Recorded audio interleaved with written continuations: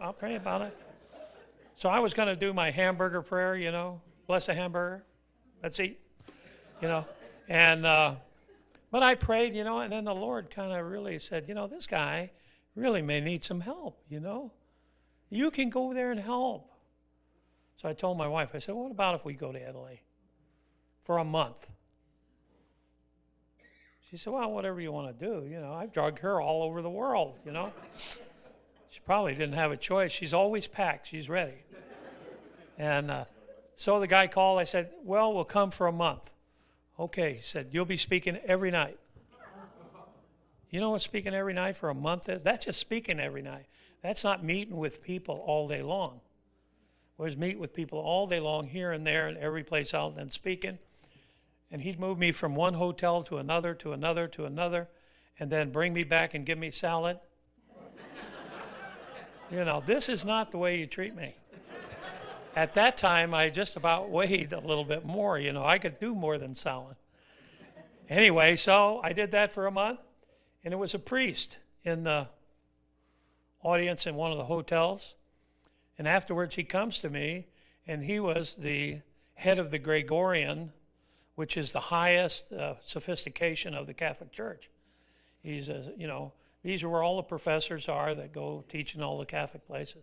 Would you come and teach us? I thought, oh, man, sure. All these people would love to see me going in a Catholic church.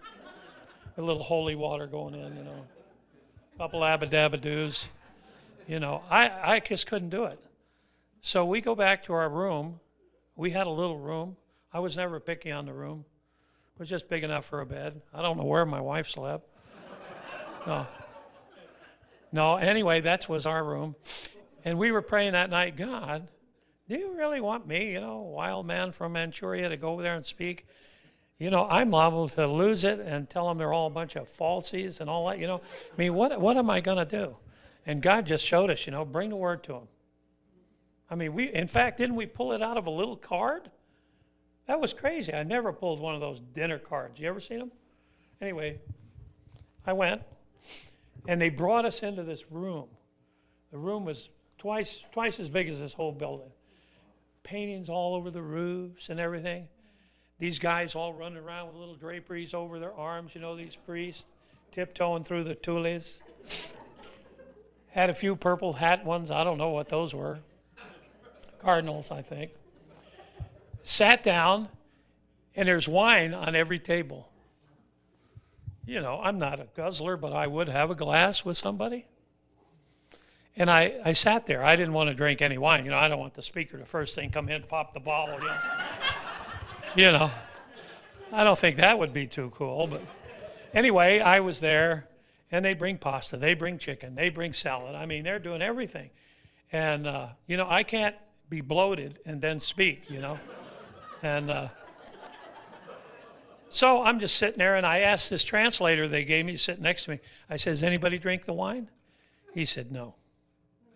What do you mean, no? It's on every table. He said, no, nobody drinks this. You learn after the first day you're here, don't touch the wine.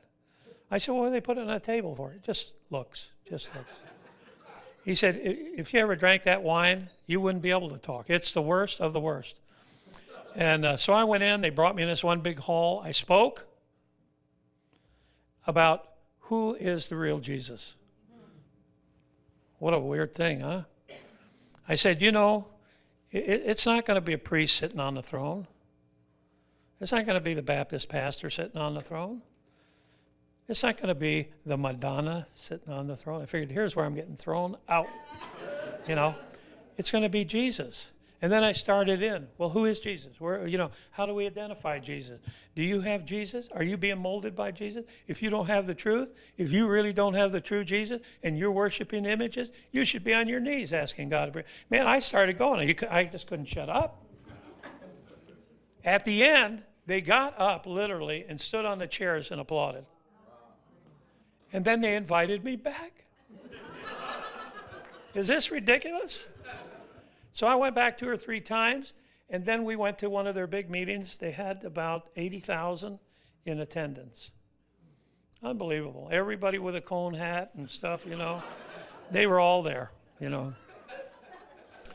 But anyway, When we left there, I had enough of Italy, enough of the Roman Catholic Church, enough of speaking. I had to come back for a week vacation and lay around, do nothing.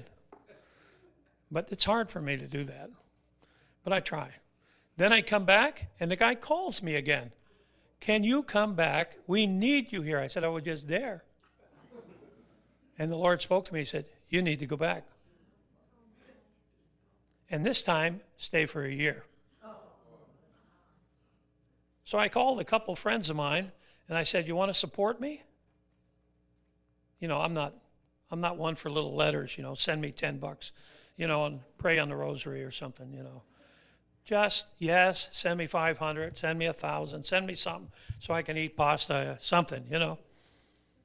So the people that I asked, which was only a handful, said, yeah, we'll support you. What do you need? I said, what do you got? But anyway, they all supported me and my wife. And I called one guy and I said, I heard you have a tent. He said, who told you that? I said, I just heard it through the grapevine of some of my supporters, which was about 5 or 6. Big lot, huh? And he goes, yes, I do. I have it in storage. I said, great. He said, what do you want? I'd like to borrow your tent or have you give it to me. I mean, that's subtle. And he said, well, it's only been used once, and that was in Israel. And we had a revival in Israel in that tent. I said, well, this can be used twice because I'm going to use it in Rome. Really? He said, I'll pray about it. I'll call you in the morning. That morning, 7 o'clock in the morning, I remember it like yesterday, he calls. He said, I didn't wake you, did I? I was laying there waiting for him. And I said, no. And he says, my wife and I both decided we'd give you the tent. I said, really? Yes. I said, well, what made you decide like that? Normally people argue, have excuses, you know, gee, I couldn't find it, the locker was this, and my mother's using it now, she's camping out.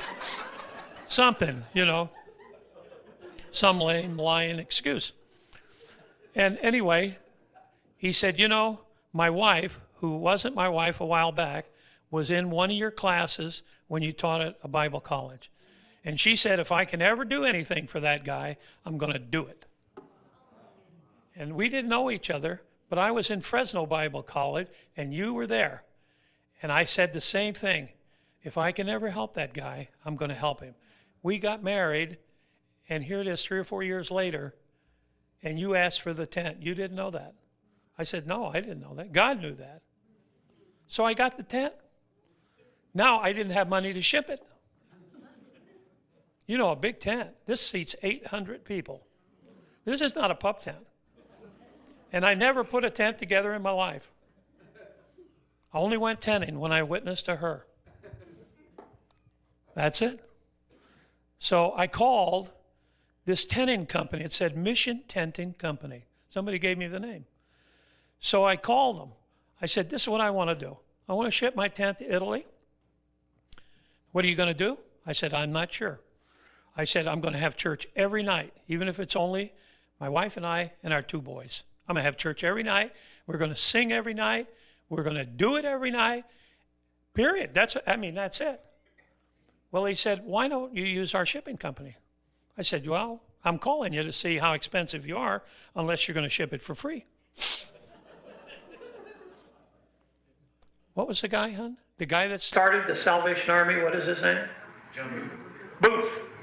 Booth did all his shipping through that company. The guy that started the Salvation Army. It's one of the oldest shipping companies. And some relative down the line said, you know, this is the second most exciting shipment we've had. So we'll just ship it for our oil cost. And I said, great. So we packed this huge thing and filled it with Bibles and sent it to Italy. And I didn't know how to put a tent up. I didn't even know where to put a tent. So it lands in Italy.